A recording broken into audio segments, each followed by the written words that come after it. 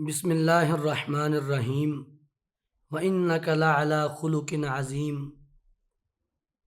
کتنی عظیم بات ہے، کتنا عظیم وصف ہے کہ جس کی گواہی خود اللہ رب العالمین دے رہے ہیں۔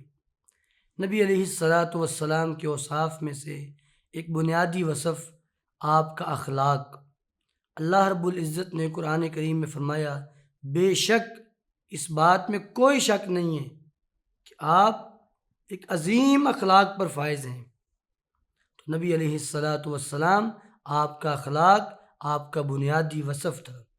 حضرت سعد بن ہشام رحمہ اللہ فرماتے ہیں کہ میں اماں جی عائشہ صدیقہ رضی اللہ تعالیٰ عنہ کے پاس گیا اور میں نے ان سے پوچھا، اللہ کے رسول کے اخلاق کے بارے میں مجھے کچھ بتلائیے۔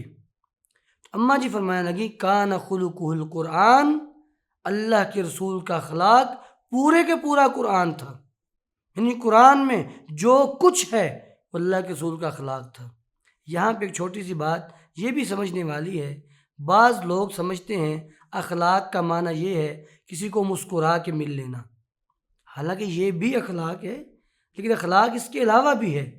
قرآن کریم میں نماز کا حکم تو نماز پڑھنا اخلاق ہے، قرآن کریم میں جہاد کا حکم تو جہاد کرنا اخلاق ہے، قرآن کریم میں زکوٰۃ کا حکم تو زکوٰۃ دینا اخلاق ہے۔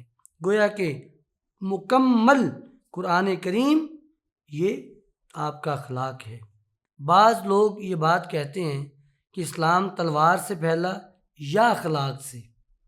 جب کسی چیز میں یا بولا جائے تو وہ دو چیزیں ہو جاتی ہیں، دن ہے یا رات ہے، سردی ہے یا گرمی ہے، گویا کہ یہ دو چیزیں بن جائیں گی۔ جب یہ کہا جاتا ہے کہ اسلام تلوار سے پھیلا یا اخلاق سے، اس کا مطلب کیا ہوا کہ جب تلوار اٹھانا بد اخلاقی ہے؟ کیا جب نبی نے تلوار اٹھائی، جب جہاد کے لیے نکلے، کیا تب ان میں اخلاق نہیں تھا؟ نعوذ باللہ۔ اسلام ہمیشہ اخلاق کا حکم دیتا ہے، اور نبی علیہ السلام آپ کا اخلاق تو ویسے ہی قرآن پر تھا۔ بہرحال نبی علیہ الصلاۃ والسلام کے بارے میں آپ کے خادم حضرت انس بن مالک فرماتے ہیں رضی اللہ تعالیٰ عنہ، ما ضربنی ولا شتمنی ولا قہرنی، نبی علیہ السلام نے کبھی مجھے گالی نہیں دی تھی، کبھی مجھے نہیں مارا تھا، کبھی مجھے ڈانٹا نہیں تھا۔ یعنی آپ اتنے اعلیٰ اخلاق پہ فائز تھے۔ حضرت ام سلیم رضی اللہ تعالیٰ عنہ جب نبی علیہ السلام مدینہ میں آئے تو اپنے چھوٹے بیٹے حضرت انس کو لے کے نبی علیہ السلام کے پاس آئیں اور فرمانے لگیں، ابنی ھذا انیس، اللہ کے رسول یہ میرا بیٹا انس، اس کو اپنی خدمت میں قبول کر لیجئے، یہ آپ کی خدمت کیا کرے گا۔ اور حضرت انس بن مالک فرماتے ہیں، خدمت النبی صلی اللہ علیہ وسلم عشرا فما قال لی اف قط، میں نے 10 سال نبی علیہ السلام کی خدمت کی ہے، 10 سال، لیکن ان 10 سالوں میں ایک مرتبہ بھی کبھی آپ نے مجھے اف بھی نہیں کہا۔ ڈانٹنا، مارنا، گالیاں دینا تو نیکسٹ لیول ہے نا، اگلی بات ہے، کبھی آپ نے مجھے اف بھی نہیں کہا، اتنا آپ کا اعلیٰ اخلاق۔ اور نبی علیہ الصلاۃ والسلام آپ کے بارے میں حضرت انس بن مالک فرماتے ہیں، ایک دیہاتی آپ کے پاس آیا، آپ نے نا اس سے اونٹ ادھار لیا تھا اور آپ نے کہا کہ جنگ کے بعد ہمارے پاس مال آئے گا تو میں تمہیں واپس کر دوں گا۔ اب جنگ ختم ہوئی، وہ دیہاتی آیا اور بڑے غصے سے کہا کہ مجھے میرا اونٹ واپس کریں، مجھے میرا حصہ دے دیں واپس۔ تو اس کا انداز ایسا تھا کہ صحابہ کرام آگے بڑھے اس کو پکڑنے کے لیے، لیکن آپ نے فرمایا کہ اس کو چھوڑ دو، دعوہ فإن لصاحب الحق مقال، جس کا حق ہوتا ہے اس کو بات کرنے کا اختیار بھی ہوتا ہے، اس کو چھوڑ دو۔ یعنی یہ آپ کا اخلاق تھا۔ بلکہ ایک بڑی مزیدار حدیث ہے، بخاری مسلم کی حدیث ہے، ایک اعرابی دیہاتی مسجد نبوی میں آیا اور اس نے مسجد کے کونے میں پیشاب کرنا شروع کر دیا۔ نبی علیہ الصلاۃ والسلام بھی تشریف فرمائے ہیں، آپ کے صحابہ بھی تشریف فرمائے، صحابہ کرام جلدی سے لپکے دوڑے اس کی طرف اس کو پکڑنے کے لیے۔ آپ نے کہا اس کو چھوڑ دو۔ جب اس نے پیشاب کر لیا، آپ نے وہاں پانی کا ڈول بہا دیا اور اس کو بلا کے بڑے احسن انداز میں سمجھایا کہ اللہ کے بندے، یہ مسجدیں یہ پیشاب کے لیے نہیں ہوتی، یہ تو نماز کے لیے، قرآن کے لیے، اللہ کے ذکر کے لیے ہوتی ہیں۔ وہ بندہ آپ کے اخلاق سے اتنا متاثر ہوا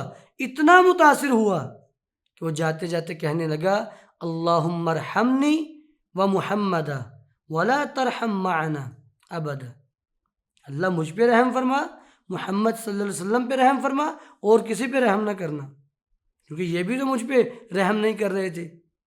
تو بہرحال یعنی آپ نے اس موقع پہ بھی اعلیٰ اخلاق کا مظاہرہ کیا، یہ نہیں کہا صحابہ کرام سے اس کو پکڑ لو، اس کو خوب لگاؤ، اس کو سمجھ آئے کہ مسجد کا احترام کیسے کرتے ہیں، نہیں، آپ نے اچھے انداز میں سمجھایا۔ حضرت معاویہ بن حکم بیان فرماتے ہیں رضی اللہ تعالیٰ عنہ کہ میں نے نماز پڑھنے کے لیے آیا مسجد میں، تو مجھے اب نہیں پتہ تھا، نماز کے دوران مجھے چھین گئی، میں نے الحمدللہ کہہ دیا، تو بعض لوگوں نے بڑی تیز نظروں سے مجھے دیکھا، کہتے ہیں کہ میں نے نماز میں کہا بھی کیا بات ہے، کیوں مجھے ایسے دیکھ رہے ہو گھور گھور کے؟ تو ان لوگوں نے اپنی رانوں پہ ہاتھ مارنا شروع کیے، یعنی وہ مجھے خاموش کروا رہے تھے۔ کہتے میں خاموش ہو گیا۔ جب نماز ختم ہوئی آپ نے مجھے بلایا اور کہا کہ نماز خاموشی سے پڑھنی چاہیے، نماز میں بات نہیں کرنی چاہیے۔ اب آپ نے سمجھایا، جیسے معاویہ بن حکم فرمایا کرتے تھے ما رأیت معلما احسن تعلیما منہ، میں نے اپنی زندگی میں آپ سے زیادہ اچھا ٹیچر، اچھا معلم دیکھا ہی نہیں ہے، اتنا بہترین انداز آپ کا، اتنا اعلیٰ اخلاق آپ کا۔ تو گویا کہ نبی علیہ السلام بڑے اعلیٰ انداز میں بات کو سمجھا دیا۔